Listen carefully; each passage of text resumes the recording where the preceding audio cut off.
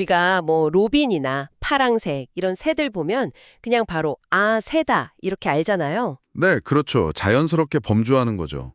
그리고 대부분의 새는 날 수 있다. 뭐 이렇게 연결하고요. 이런 건 우리한텐 참 쉬운데 인공지능, 특히 그 LLM들은 이런 개념을 어떻게 다룰까요? 그게 오늘 저희가 좀 파헤쳐 볼 내용인데요. 네, 맞아요.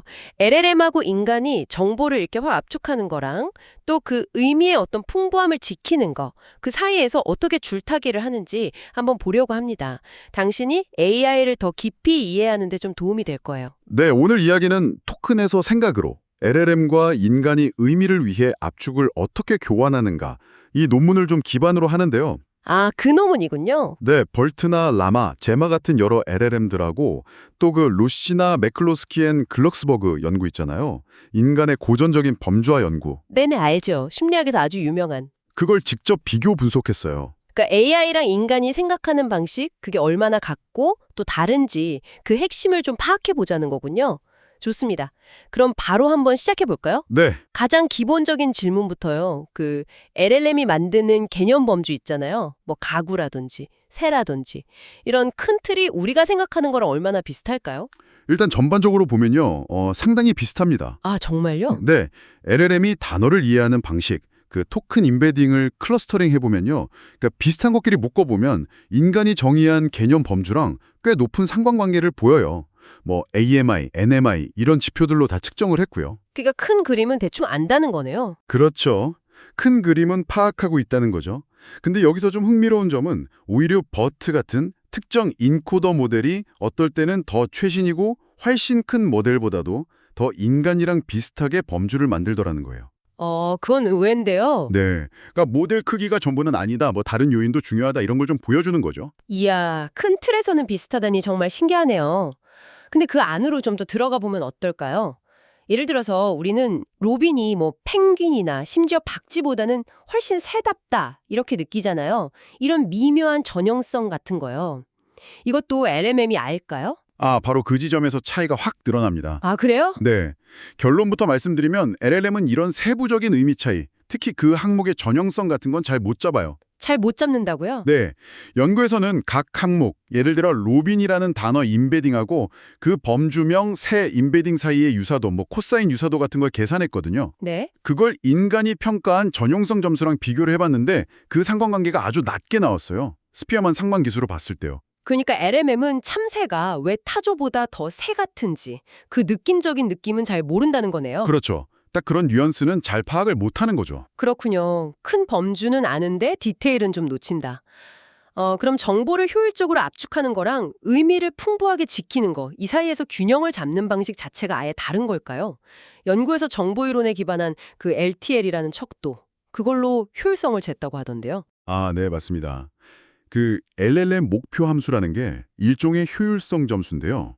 얼마나 정보를 잘 압축하면서도 원래 의미를 덜 왜곡시키는가, 이걸 보는 거거든요. 네네. 비교를 해보니까 LLM하고 인간은 여기서 정말 완전히 다른 전략을 쓰고 있었어요. LLM은 통계적인 압축에 거의 극단적으로 최적화되어 있더라고요. 극단적으로요? 네. LLM이 만든 클러스터는 인간의 개념 범주보다 평균 엔트로피가 훨씬 낮아요. 그러니까 더 정돈되고 예측 가능하다는 거죠. 그리고 그 L 점수도 훨씬 낮았고요. 즉, 정보 이론적인 관점에서는 LLM이 훨씬 효율적으로 정보를 압축하고 왜곡을 최소화한다는 겁니다. 와, 그럼 반대로 인간의 개념 구조는 그 점수로 보면 덜 효율적이다? 이런 얘기가 되는 거네요. 엔트로피도 높고 L 점수도 높다는 건. 뭔가 다른 걸 더 중요하게 생각한다는 뜻일까요? 정확히 그렇습니다. 인간의 개념 체계는 그냥 통계적인 압축, 효율성 면으로는 설명이 안 되는 거죠. 뭔가 다른 풍부함, 또 유연성, 이런 걸 더 우선시하는 것 같아요. 아, 풍부함과 유연성. 네. 복잡한 세상을 이해하고 또 다른 사람이랑 소통하고 앞으로 뭘 예측하고 이런 여러 가지 기능적인 요구를 만족시키기 위해서 어쩌면 통계적인 비효율성을 좀 감수하는 전략일 수 있다는 거죠. 맥락에 따라서 의미를 좀 바꾸거나 넓힐 수 있는 그런 적응적인 풍부함, 유연성을 위해서요. 결국 정리를 좀 해오면 LLM은 넓은 범주는 잘 잡고 또 데이터를 기가 막히게 압축하는 데는 선수지만 그 안에 어떤 미묘한 차이나 맥락은 잘 모르는 경향이 있고 네. 반면에 인간은 약간은 비효율적으로 보이더라도 훨씬 유연하고 풍부하게 의미를 다룬다. 이런 거군요. 네, 핵심을 아주 잘 짚어주셨어요.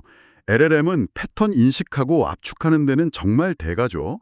하지만 인간의 개념은 그것 말고도 일반화나 추론, 또 소통 같은 아주 다양한 기능적인 요구를 만족시키는 방향으로 발전해 온 거거든요. 그렇군요. 어쩌면 이게 현재 AI가 왜 인간 수준의 어떤 깊은 이해나 상식적인 판단에는 아직 좀 부족한지 그 이유 중 하나일 수도 있겠다 싶어요. 아하. 당신이 AI랑 이렇게 상호작용하면서 와 진짜 똑똑하다 이렇게 느끼다가도 가끔 아니 왜 저렇게 뻔한 걸 모르지 싶을 때가 있잖아요. 네, 있죠. 오늘의 이야기가 바로 그 이유를 조금이나마 설명해 줄 수 있을 것 같습니다. 효율성을 정말 극한으로 추구하는 AI와 풍부함을 위해서 기꺼이 비효율성을 감수하는 인간의 어떤 근본적인 차이인 거죠. 오늘은 LLM과 인간이 세상을 이해하고 개념을 만드는 방식이 어떻게 다른지, 특히 그 정보 압축과 의미 보존이라는 줄다리기에서 어떤 근본적인 차이를 보이는지 깊이 살펴봤습니다. 네, LLM의 통계적 효율성, 그리고 인간의 적응적 풍부함, 이 두 가지 키워드가 오늘 이야기의 핵심이었습니다. 마지막으로 이런 질문을 한번 던져보고 싶네요. 이 연구 결과만 보면 인간의 방식이 통계적으로는 비효율적인 것처럼 보이잖아요? 네, 그렇죠. 점수가 높으니까. 근데 어쩌면 바로 그 비효율성처럼 보이는 점이 사실은 인간 지능의 아주 핵심적인 특징일 수도 있지 않을까요? 그러니까 예측 불가능한 세상에 적응하고 또 새로운 생각을 막 해내는 그런 유연성의 원천 말입니다. 아, 다른 관점이네요. 그렇다면 우리가 아직 측정하지 못하는 완전히 다른 종류의 효율성이 진짜 지능의 바탕을 이루고 있는 건 아닐까? 이런 생각도 해볼 수 있을 것 같아요. 당신의 생각은 어떠신가요?